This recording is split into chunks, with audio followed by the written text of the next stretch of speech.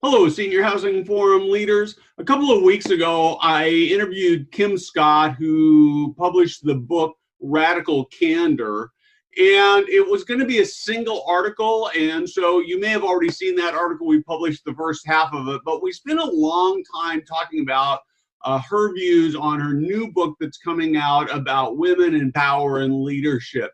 And it really seemed more appropriate to publish that interview as a separate article as part of our Women in Senior Living series.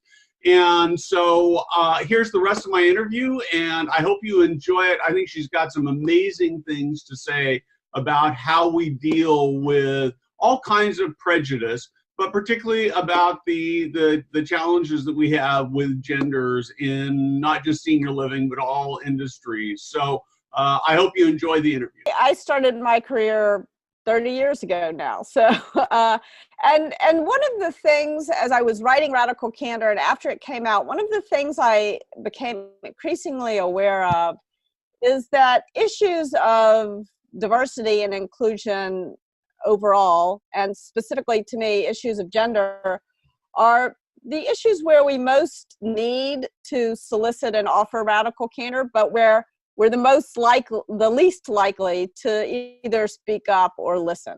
Why are we least likely to solicit radical candor around gender and to offer it?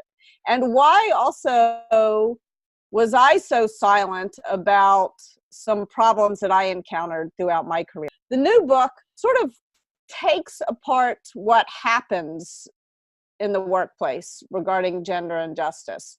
And I think that I like to focus on the path forward as well as the problem. So the path forward is accountability plus respect. What are the drivers of disrespect in the workplace? Because there's several of them, and even though they're related, I think we need to take them each separately. So there's bias, there's belief, there are sexist beliefs in the workplace that I've encountered and every woman I know has encountered.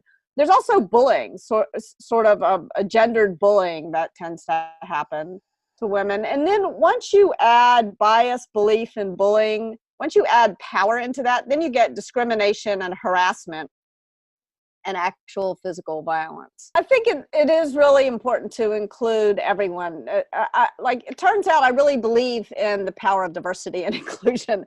Yeah. And I think the more diverse the conversation can be, the better.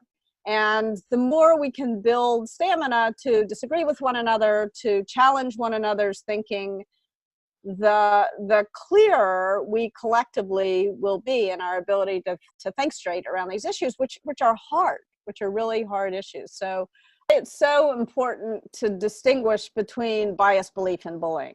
Because I think if it's bias talking, holding up a mirror is going to be, you might get a defensive reaction from the person, but just holding up a mirror and giving the person the opportunity to apologize for what they said, to say, that's not what I actually believe, that's not what I meant, I'm sorry about the way that sounded, is the right response, and so important. When it's belief, it's going to take more than that.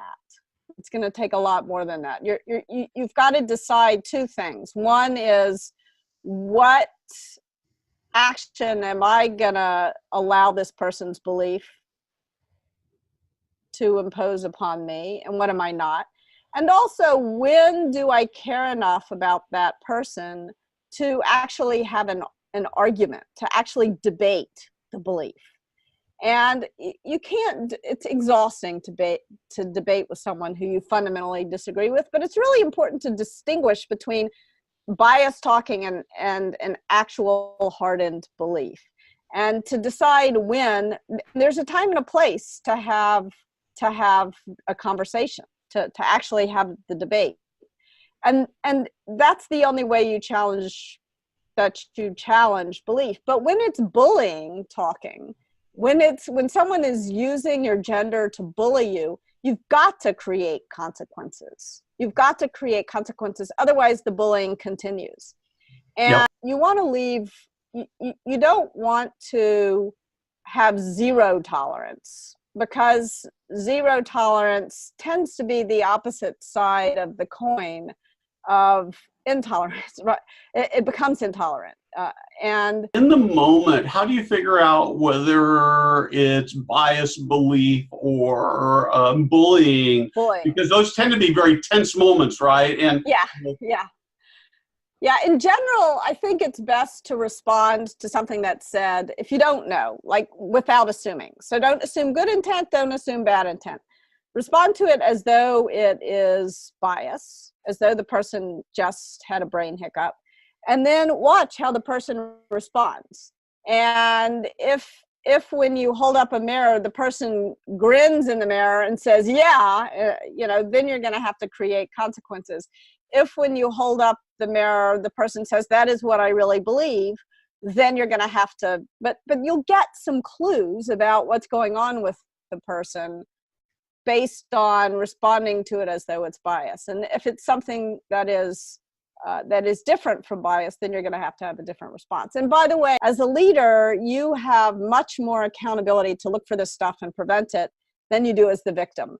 And as the bystander, you want to become an upstander. You have more accountability than a victim. And also as the what I'm calling, instead of victim perpetrator, I'm calling it confronted confronter.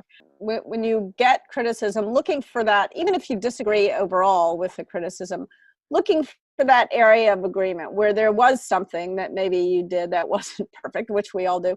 And I think also the other thing you can do when you get especially heated criticism is you can really build a relationship with that person by addressing the emotion, because they're heated for a reason, and it may not be entirely your fault, but you may have contributed to it. I just can't tell you how much I appreciate your spending this time with me. By doing this, you're making a real contribution to our industry, and this is all about learning and growing together. So again, I appreciate it at that time. Well, thank you. Your industry is playing a vital role in our world, and I appreciate the work you all do.